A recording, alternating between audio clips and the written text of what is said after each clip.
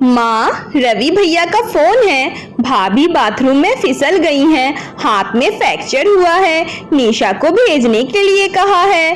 कल सुबह मैं निशा को आगरा छोड़ आऊंगा। रवि और सुमित दोनों भाइयों में बहुत प्यार है। दोनों की पत्नियां देवरानी जेठानी नहीं, बिल्कुल सगी बहनों सी लगती हैं। सुमित की पत्नी निशा होशियार और सलीके वाली और उसकी जेठानी पायल थोड़ी फूहड़ किस्म की मगर दिल की बहुत अच्छी। निशा ने सुबह सुबह उठकर सब तैयारी कर ली, घर में सब कुछ सेट कर दिया ताकि अम्मा को उसके पीछे कोई दिक्कत ना हो।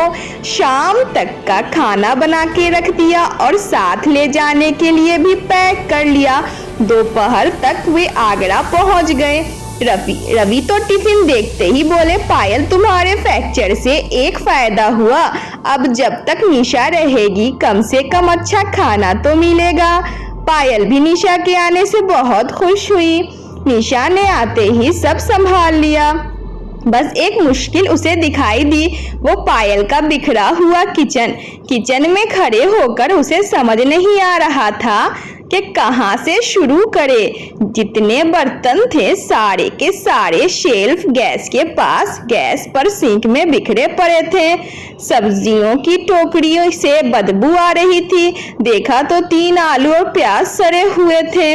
दूध दही सब खुला पड़ा था। सिंक के नीचे पड़ा डस्टबिन फलों और सब्जियों के छिलकों से भरा था, जैसे हफ्तों से खाली न किया हो। सिंक के नीचे की नाली और उसके आसपास चिकनाई जमी थी। पायल के चोट तो कल ही लगी थी। निशा ने सोचा, फ्रीज खोला तो जबरदस्त महक आई। देखा जाने कब की बनी सब्जी सड़ रही थी। कटे प्याज की बदबू से निशा का दिमाग भर गया। छोटी छोटी कटोरियों प्याली में थोड़ी थोड़ी दाल चावल सब्जियां सलाद जगह घेरे हुए थे। फ्रीज का दरवाजा जूस सॉस जैम आदि से भरा था, जिनमें से आधे तो एक्सपायरी डेट के निकले।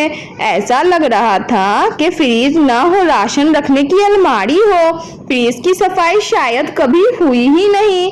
इस्तेमाल किया गया तेल कढ़ाई में पड़ा था। मसालेदान की कटोरियों में कम, उनके नीचे हल्दी मिर्च धनिया मिला जुला भरा था। गैस के चूल्हे पर उबले आलू के दाग जमे हुए थे। नमक चीनी चाय पत्ती के डब्बे खुले पड़े थे। चना मसाला सांभर मसाला गरम मसाला आमचूर पाव भाजी मसालों के गत्ते के डिब्बे खुले रखे थे। निशा ने उठाकर देखा तो कई एक्सपायरी डेट के निकले। ज्यादातर दालों में घुन लगा था। मैदा बेसन सूजी सब खराब हो चुकी थी। पूरी अलमारी छोटे बड़े शीशियां डब्बे जिनमें थोड़ा थोड़ा सामान रखा था से भरी थी। एक तरफ मिठाइयों की खाली डिब्बे का ढेर लगा था तो कहीं प्लास्टिक की पन्नियों का ढेर। खाली शीशियों और डिब्बों का मत पूछिए। बर्तन साफ करने वाला स्क्रब बदले शायद महीनों हो गए थे। साबुन का कटोरा गंदे पानी से भरा था। एक ही कपड़ा बर्तन और हाथ पोंछने के काम आ रहा था। काकड़ी का डर खोला देखा, किसी कप का हैंडल टूटा है तो कोई प्लेट चटकी है। 1-2 कप सॉसर का ही पूरा सेट मिल गया। शाम को काम वाली लड़की आई तो निशा ने उसे टोका कि सब इतना गंदा कैसे है। उसने कहा, भाभी तो कभी किसी काम के लिए नहीं टोकती। निशा ने पूछा, कल मेरे साथ थोड़ी सफाई करा दोगी? पहले तो उसने टक्का सा जवाब दिया, टाइम नहीं है। फिर निशा ने उसे 50 रुपए अलग से देने का लालच दिया तो वो फौरन राजी हो गई। सबसे पहले सिंक में पड़े जूठे बर्तन उठवाए। सिंक में चारों तरफ जमी चिकनाई साफ करके फालतू बर्तनों को ड्रॉल में डाला। 2 आदमियों के लिए इतने बर्तनों की जरूरत ही नहीं थी। इतना करने पर किचन थोड़ा काम करने लायक हुआ। अगले दिन उसने जितनी खराब दालें वगैरह थी हटाई। फ्रीज के शेल्फ साफ करके पुराना बासी सामान निकाल कर फ्रीज को सोडे के घोल से अच्छी तरह साफ कर सुखा दिया। माइक्रोवेव की प्लेट जो कभी साफ ही नहीं हुई थी उसे साफ किया।